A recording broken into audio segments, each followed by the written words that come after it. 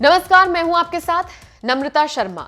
जो मोदी सरकार नए कृषि कानून लेकर आई है उसको लेकर विरोध हो रहा है। किसान सड़कों पर बैठे हैं, या मुझे कहना चाहिए किसानों का एक तबका सड़कों पर बैठा है। दिल्ली की सीमाओं पर पिछले 55-56 दिनों से ये बैठे हुए हैं। कड़कड़ाती ठंड में ये लोग बैठे हुए हैं और इन सब के बीच 10वें दौर की बातचीत हो चुकी है और शुक्रवार को यानी कि आज 11वें दौर की बातचीत होनी है। आपको बता दें, इससे पहले जो कृषि मंत्री हैं नरेंद्र सिंह तोमर, वो साफ तौर पर ये कह चुके हैं कि सरकार ने ये फैसला लिया है कि 1-1.5 साल के लिए इन कृषि कानूनों पर फिलहाल रोक लगा देते हैं। रोक क्यों लगा देते हैं? क्योंकि किसानों के बीच में भ्रामक स्थितियां हैं, लोगों में भ्रम फैलाया गया है, किसानों को भटकाया जा रहा है, प्रॉपर नॉलेज नहीं दी जा रही है और यही वजह है कि किसान सड़कों पर बैठे हैं। अन्ना हजारे भी साफ तौर पर कह चुके हैं कि अगर सरकार कृषि कानून को वापस नहीं लेती है, किसानों की मांगों को नहीं मानती है, तो फिर वो भी आंदोलन करेंगे। इन सब के बीच किसान इस बात का ऐलान कर चुके हैं कि 26 जनवरी को एक तरफ टैंक चल रहे होंगे और दूसरी तरफ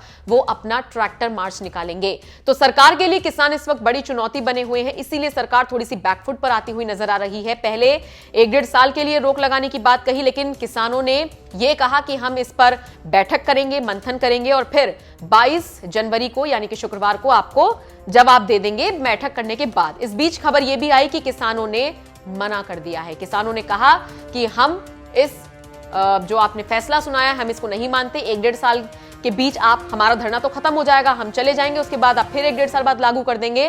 तो हम नहीं चाहते कि वही स्थिति बने जो अब बन रही है। आर या पार की लड़ाई है, वापस लीजिए और साथ ही साथ एमएसपी को लेकर एक कानून बनाइए। अब किसानों ने ये मांग उठाई है। इन सब के बीच आज 11वें दौर की बातचीत होने जा रही है। उम्मीद है कि किसान समझेंगे, उम्मीद है कि सरकार समझेगी, आपसी सहमति से कोई ना कोई नतीजा निकलेगा। और अब देखिए, गणतंत्र दिवस आने में सिर्फ 2-3 दिन रह गए हैं और अगर इससे पहले किसान इस तरह की चेतावनी दे रहे हैं तो फिर आप समझ सकते हैं कि देशव्यापी नहीं, फिर ये तस्वीर निकलकर विदेशों में भी जाएगी। क्योंकि भारत के गणतंत्र दिवस के मौके पर विदेशों में भी जो लोग बैठे हैं, जो भारतीय मूल के लोग बैठे हैं, उनकी नजरें रहती हैं, किस तरीके से परेड निकलती है, कोरोना काल में क्या कुछ चीजें चेंज होने वाली हैं, तो सबकी नजरें इस पर टिकी रहेंगी। और अगर किसान इस दिन कोई ऐसा मार्च निकालते हैं तो फिर यकीनन ये बहुत चिंता का विषय सरकार के लिए भी है और किसानों को भी थोड़ा सा समझना चाहिए। लेकिन इन सबके बीच आज 11वें दौर की बातचीत होनी है। क्या कुछ फैसला निकल कर आता है, देखना बहुत दिलचस्प होने वाला है। जो भी इससे जुड़ी अपडेट आएगी ये हम आपको सबसे पहले पहुंचाएंगे।